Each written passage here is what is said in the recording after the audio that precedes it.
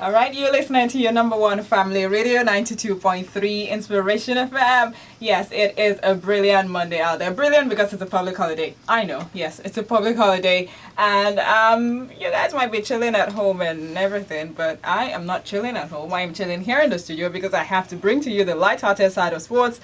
And I do this with Janine Anthony. My name is Debola Adebanjo, by the way. Every Monday to Thursday here on 92.3 Inspiration FM, we basically just give you the sports funnies. And on Monday, the theme is our tops and flops from the weekend, rather. We look at those who did well in the sporting action over the weekend, and of course those who did poorly over the weekend, and we just put them into our tops and flops. It doesn't mean that if you did very well, we're not going to have a jibe at you. Nah, it doesn't guarantee that, but of course we just let you know who topped and who flopped as we saw it over the weekend. You also can send in your thoughts on the show. I think I'll just open up the phone lines as the show progresses, okay? If you agree with whosoever my top is, if you agree with whosoever my flop is as well, you can let me know, and as well just tell us who your tops and flops from the weekend sporting action are. You can tweet at IFM923, yes, or call us. The studio lines are 0909 0000923, 01277 1923 277 2923 6310923 and 6320923. You could also leave a WhatsApp message, but the number is 0817 313 6193. So how about I get right into the thick of things? I have for you here, as always, 5 nominees for tops from the weekend.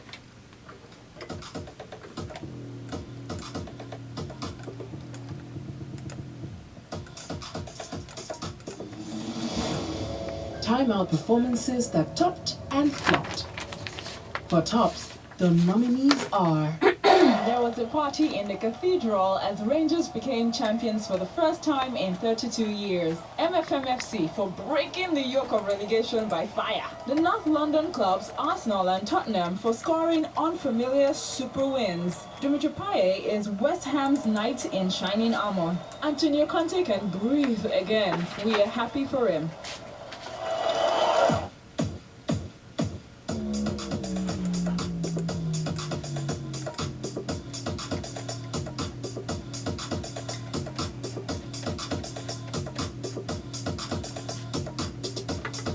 All right, there you have it, our tops from the weekend. And it is no surprise we will start with Rangers International. I think they stole the show this weekend across the footballing action that went down in Europe. Okay, maybe Arsenal fans will say they stole the show. Maybe Tottenham fans, if we have any in Nigeria, will say they stole the show. But we have to head over to Enugu, which was lit, literally.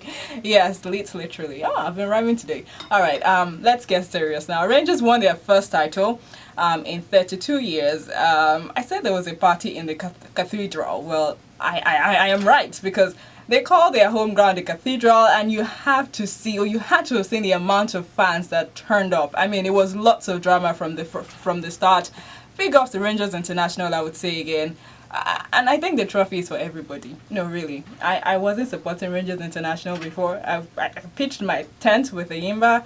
But right now, the trophy is for everybody, not just for Ebuka or Mr. Emeka Nwani. It's really for everybody, okay? And I think they really did well. I mean, the match against El Kanemi Warriors was supposed to be a mere formality. I mean, it was just almost everybody thought they had, gotten the title in the bag. But then getting a 3-0 win again, a comprehensive victory. That's what you call a 3-0 defeat. That is what Rangers picked up. Chisom Iguchalam, who by the way has been called up to the Super Eagles team ahead of Zambia. Big one for him, got one of the goals. And I think it was a general performance from them. Everybody turned up, the NFF president, the LMC president, all the 25,000 Igbo people. Okay, I think there were other people there, but it doesn't matter. I think Rangers did lots of people proud. Shout out to those young men who were raising the Biafran flag and running about with it, and the police tried to intervene, and the other fans told them, you better don't try. Let's just have our moment. Yeah, so that really went down over there at Rangers. Some people will say that it was dampened a little by an injury to one of the goal scorers, Ifeanyi Egbem. Well, yes, it was. I mean, the whole team could not celebrate as much as they would have loved to. But we must say that maybe it will make them smile that, the player now will be treated abroad, sponsored by the Enugu State government. And that is a really good one for them altogether. I should end talking about Rangers with a very fantastic quote from the governor of the state. Well, he said, "We thank the God of Abraham, the God of Isaac, the God of Jacob, and the awesome God of David who made it possible after the 2 years in the wilderness." I think that trophy won't be leaving Rangers for a while if that kind of prayer is anything to go by. But yes, big ups to Rangers for getting that big, well-deserved trophy after a fantastic 2015-2016 season. MFMFC is our next spot for tops of the weekend, but I have to take a very short break here on timeout. When I come back, we'll talk about MFMFC and their scrap against relegation. We'll be back.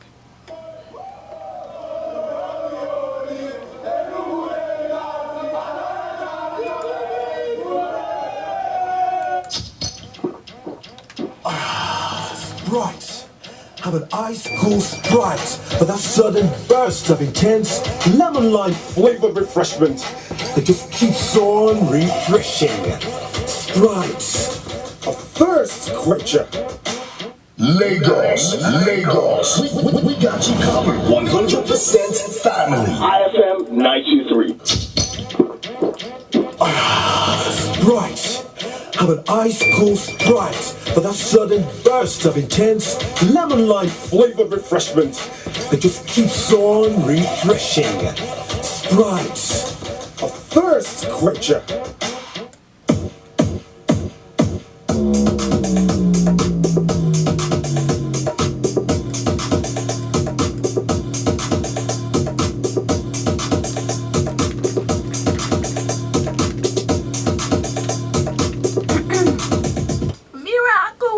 God, your name is Yahweh. Okay, this is your time out here on 92.3 Expression FM. You heard Rangers players before I went on that break giving us their ringtones. I don't know if that's the right way to put it, but yes, I don't think that chance is that bad. Holy, holy, holy, holy. Rangers have another title, Miracle God. But we are going to talk about MFMFC, who have not been hiding their theme song before every match day. Miracle working God. Your name is Yahweh. Well, he worked. It totally worked because they were on the brink of getting relegated. And on the final day of the MPFL season, MFMFC did scrap a 1-0 win over FC Ifeanyi. When I say scrap, I mean, it's not the kind of result you say they beat. It was 1-0. It could have been 1-1 if not for that fantastic penalty save by Folari, the MFMFC goalkeeper. MFMFC were down. Literally, they were down. And the party that ensued afterwards just showed how much, of a relief it was not to go down. And most importantly, I think it's great for Lagosians.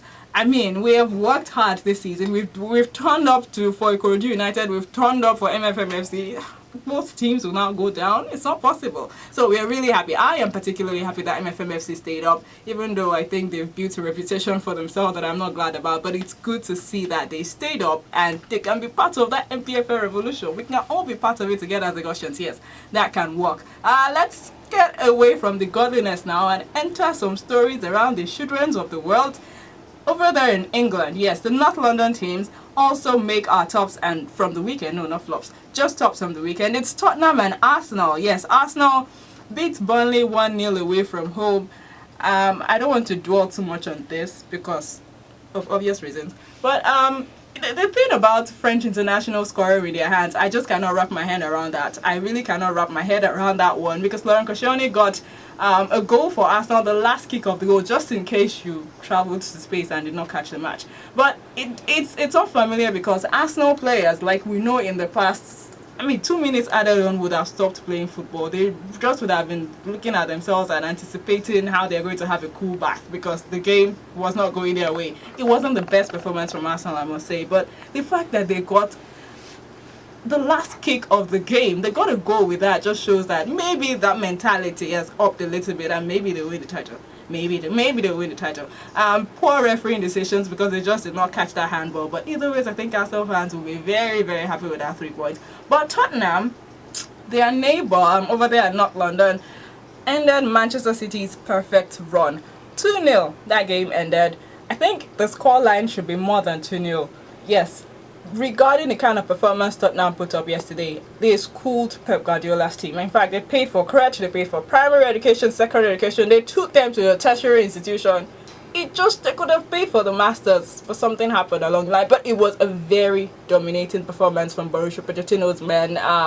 The high pressing was very obvious. I think Pep Guardiola anticipated that. But what made it more impressive is he could not stop it. It was just clueless.